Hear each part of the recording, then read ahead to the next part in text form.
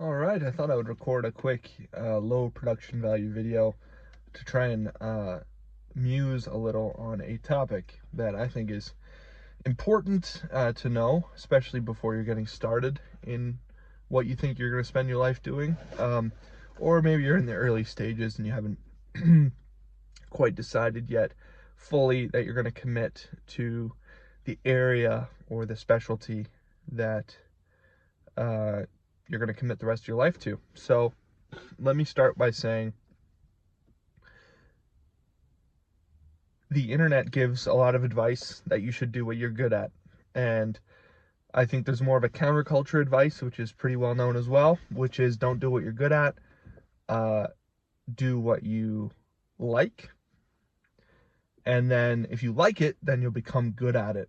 And then there's kind of a tertiary, which is the one I mostly subscribe to, which is you should do what you think you have a comparative advantage in. Not a competitive advantage, a comparative advantage.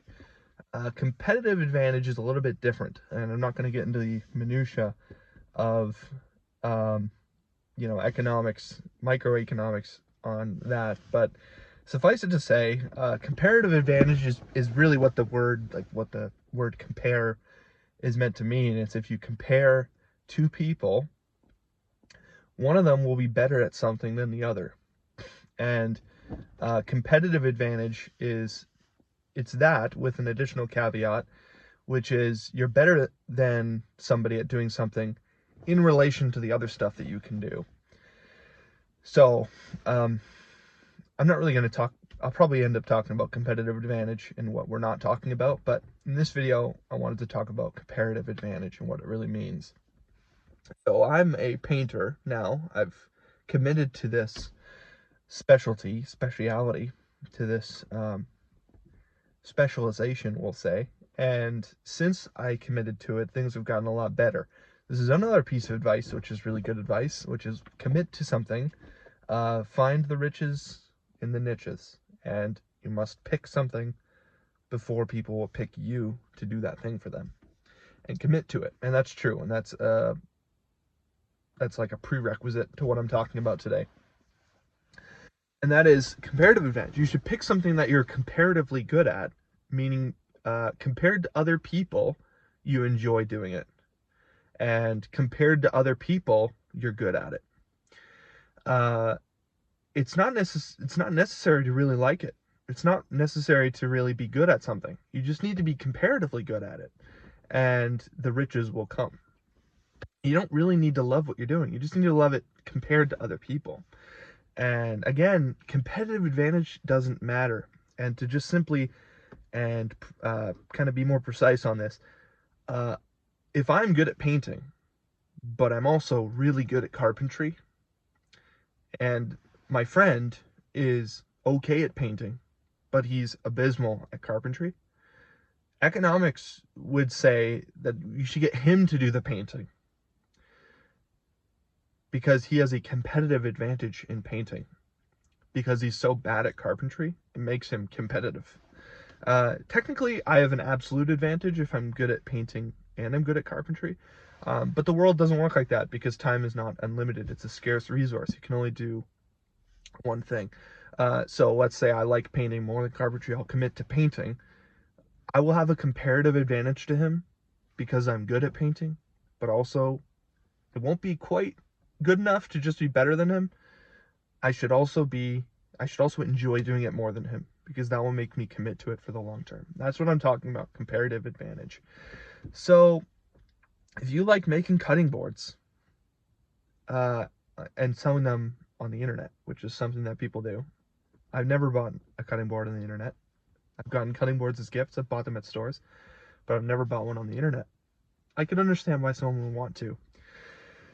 I got this idea years ago. I said, I like, fine woodworking, carpentry stuff. What if I made cutting boards and sold them on the internet?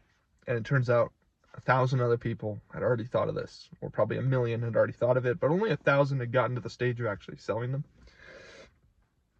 And that right there made me realize these people all have a comparative advantage in cutting boards to me because they saw it through enough to actually make them, and probably enjoy it enough to do it, and they're good enough at it to make them well, which I don't have either of those things.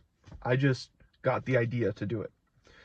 So not a good thing to pursue if we don't have any kind of comparative advantage. Hopefully this is starting to become clear on what I'm talking about here.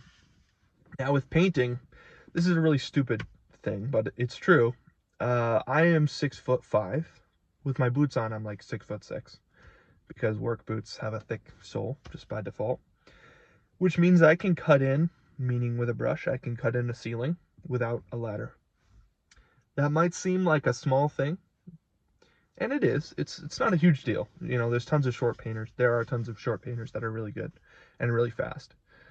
But to me, I'm comparatively better at cutting in than someone who needs a ladder to do it. Just on that one kind of tiny dimension. And as for cutting in floors, like baseboards, there's really no comparative advantage to someone that's shorter than me.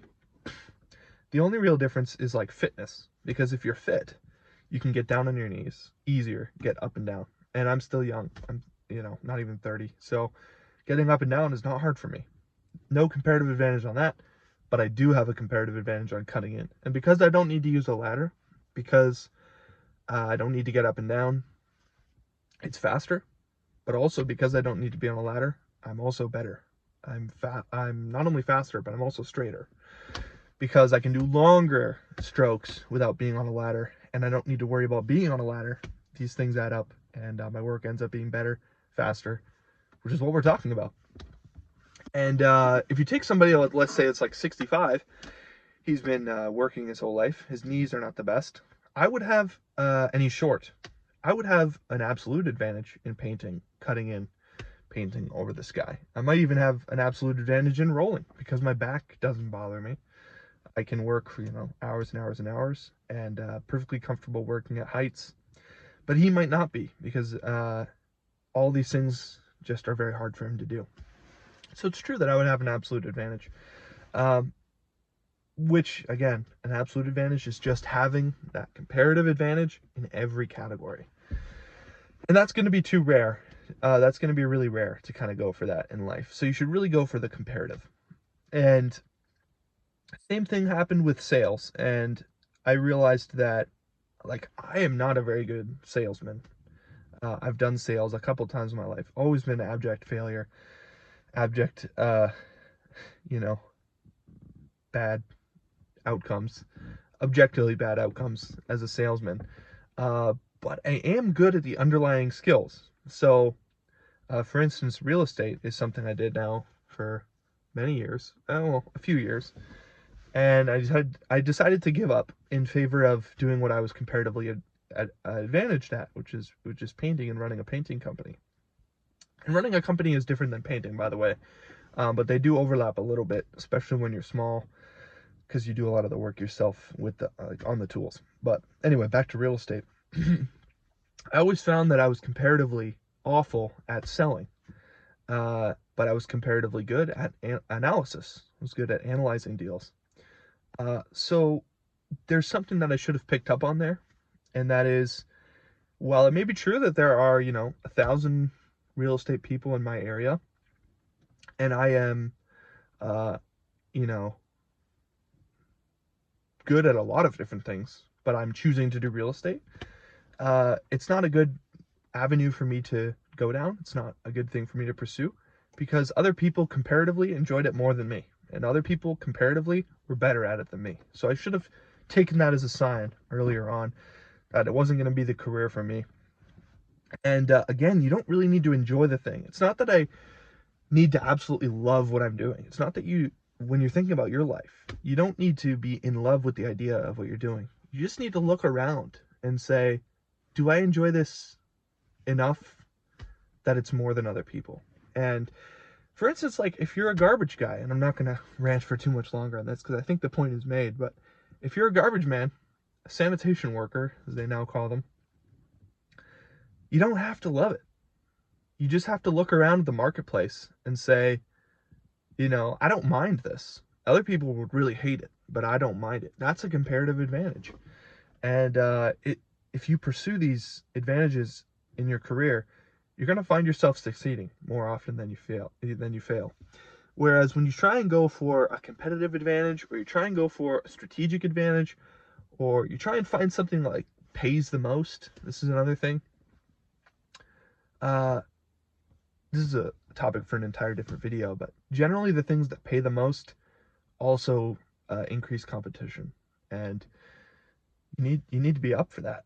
You need to realize everyone's competing for the same stuff, and sales is very, very much like that. It's a take it all or take nothing kind of mentality. So just keep that on your mind. Think about it. Think about your comparative advantage. Think about, I don't necessarily love it. I don't necessarily think I'm like, the Da Vinci of whatever activity you want to do, whatever career path you want to take. Compared to other people, I think I have a comparative advantage, and that could really help. Hopefully that gets you somewhere you want to go. Talk to you guys later.